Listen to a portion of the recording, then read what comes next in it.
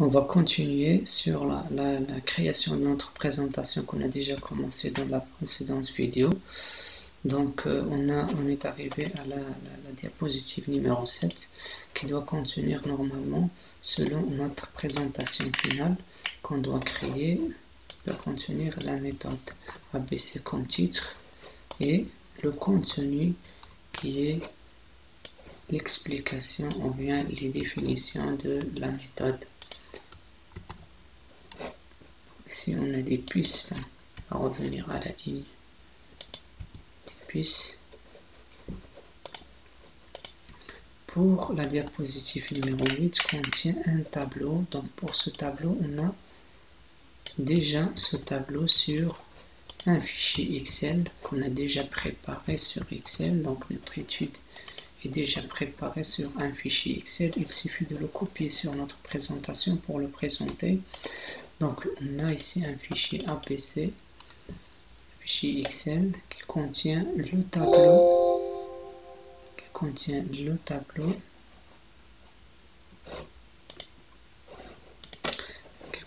un tableau et le diagramme. Donc premièrement on va copier le tableau. Donc pour le copier, on va sélectionner le tableau, copier, et on clique droit, on choisit collage d'image. Donc on peut le coller avec un lien avec l'autre tableau du fichier. Donc c'est mieux de le coller sous forme d'image et de l'agrandir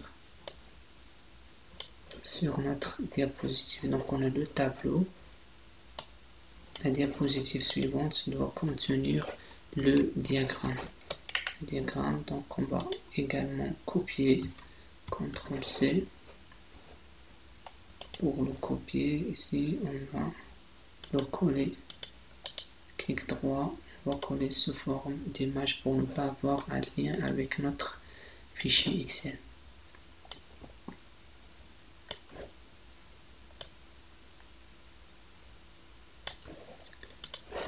Donc c'est bon pour la création des contenus. Donc on va passer à la mise en forme. Donc pour bien mettre en forme notre présentation, il doit être avec une mise en forme cohérente. Par exemple, les titres doivent être tous avec une mise en forme similaire.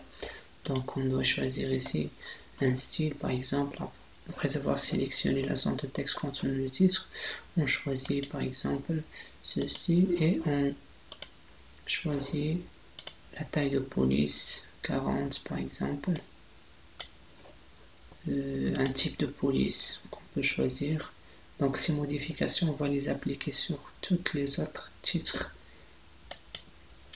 On peut les mettre en gras par exemple ou italique.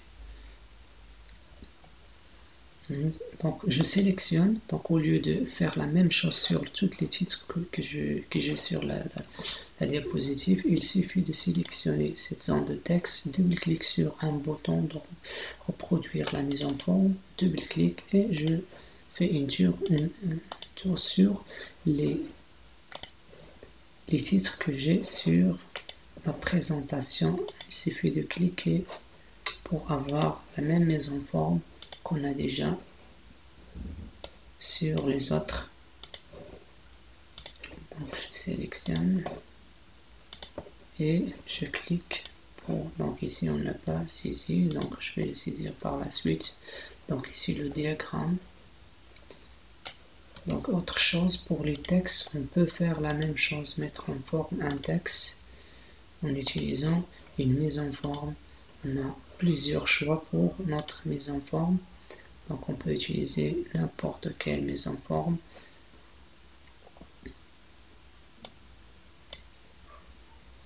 Et on fait recopier la mise en forme. On peut recopier notre mise en forme sur les autres textes qu'on a sur la diapositive en double-cliquant sur ce bouton.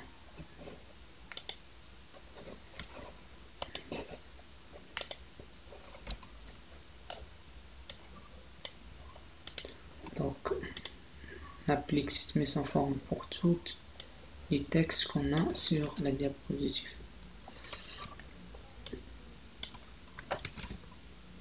Donc on peut également insérer un en-tête, puis de page qui va contenir insertion, texte, on utilise un en-tête et puis de page qu'on... Donc dans la boîte de dialogue affichée, on va cocher la date, donc on va insérer la date dans cet emplacement sur le thème. On insère également le numéro de diapositive et le pied de page, on va insérer un pied de page, on va lui mettre loi de Pareto par exemple, loi de Pareto, soit on applique sur toutes les diapositives, sinon on l'applique uniquement sur une diapositive parmi les diapositives, comme par exemple la diapositive de titre.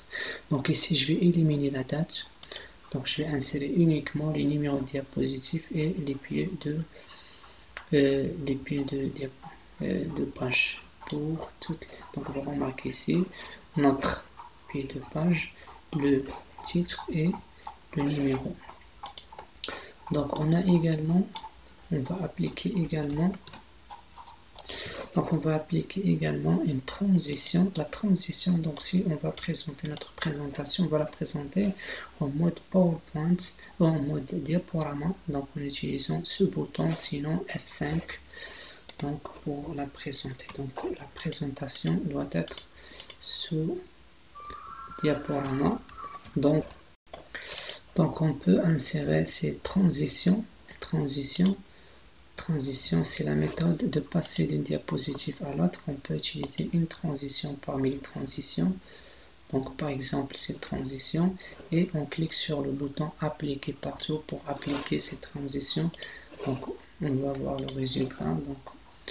Donc le résultat est le suivant. Donc pour passer d'une diapositive à l'autre, il suffit de cliquer par la souris ou bien taper en trait du clavier, ou bien les touches de direction nous permettent également de passer d'une diapositive à l'autre. Donc soit on utilise le mode manuel, ça veut dire on doit cliquer pour passer d'une diapositive à l'autre, ou bien on utilise le mode automatique après.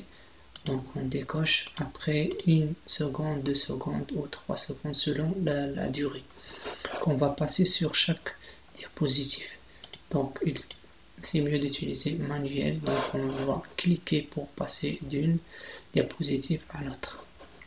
On peut également utiliser un son pour passer d'une diapositive à l'autre, comme par exemple le son j'applique partout, ça veut dire appliquer à toutes les diapositives, et on a le résultat. Donc je vais mettre donc vous écoutez le son de passer d'une diapositive à l'autre.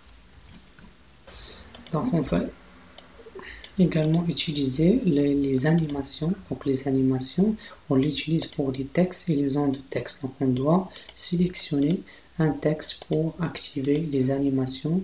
Donc les animations, c'est la méthode d'affichage d'un texte. Donc on a, par exemple pour la diapositive de titre, on veut afficher premièrement cette zone de texte contenant le titre en utilisant un exemple, par exemple en très brusque. Donc voilà l'exemple qui va être affiché. On a également l'ordre. Donc la première chose qui va être affichée, c'est cette zone de texte. La deuxième,